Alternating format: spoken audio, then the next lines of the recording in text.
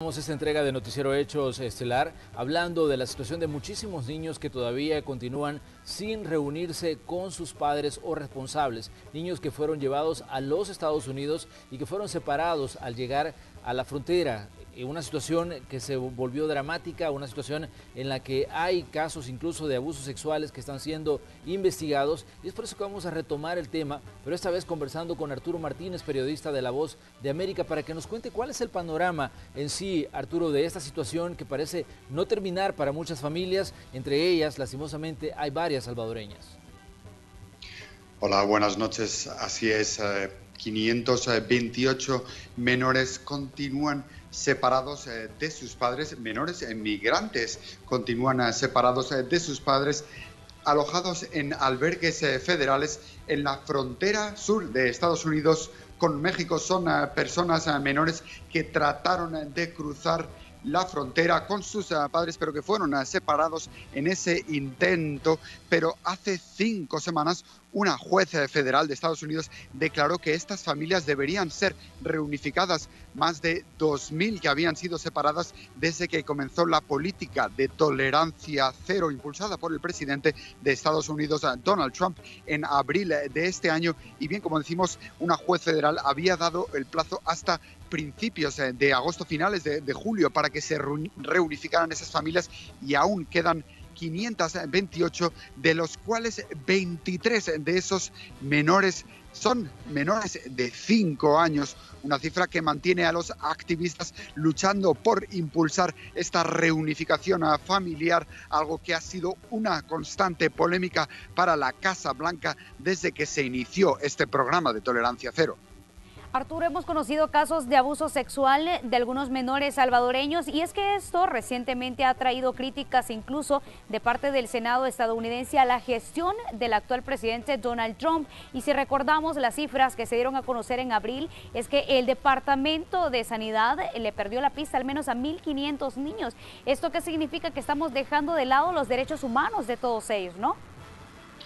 Desde la Casa Blanca, su objetivo indirecto es desmotivar a aquellas familias que traten de llegar a Estados Unidos de manera ilegal, sin documentos. La mayoría de ellos proceden de Centroamérica, de El Salvador, de Guatemala, de Honduras, y son los que más están sufriendo esta separación familiar. Hemos visto casos de niños traumatizados por permanecer demasiado tiempo sin sus progenitores, que después eran casi rechazados al ser reunificados. Y como decimos, también 23 de esos menores son menores de 5 años, una edad muy delicada. Y es que también algunos de estos progenitores que han sido separados de sus hijos, más de 300, han sido incluso deportados mientras sus hijos permanecen en albergues federales de Estados Unidos. Una situación muy delicada que el gobierno trata de resolver, pero no está dando datos de cómo lo está llevando a cabo ni cuándo acabará este proceso.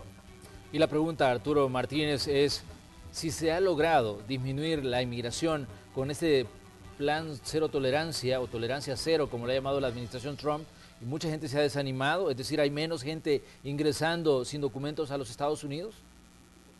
Los números siguen fluctuando y siguen siendo cifras muy altas. Cabe esperar quizás unos meses para saber qué impacto ha tenido realmente esta política, puesto que sabemos que aún así siguen cruzando varios miles de migrantes al mes. Sin embargo, pues como decimos, habrá que esperar a unos resultados reales dentro de unos meses, cuando se puedan estudiar lo acontecido.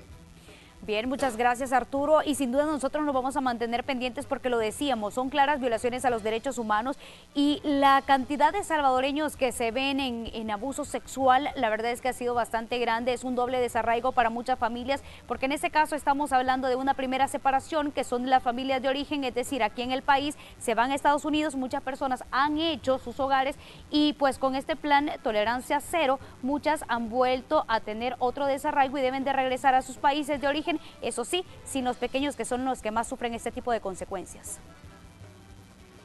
Así es, muchos de ellos, como decimos, permanecen separados, y habrá que esperar. Si bien con cuentagotas están siendo devueltos y reunificados con sus familias, apenas 2 decenas en varias semanas desde que la juez federal declaró esa orden de que se reunificaran las familias, pero es un proceso lento y que todavía parece no tener fin. Muchas gracias, Arturo Martínez, de La Voz de América, por profundizar este tema que sin duda va a continuar dando mucho de qué hablar, va a continuar generando reacciones acá en nuestro país. De nada, buenas noches. Seguiremos informándoles de las últimas novedades.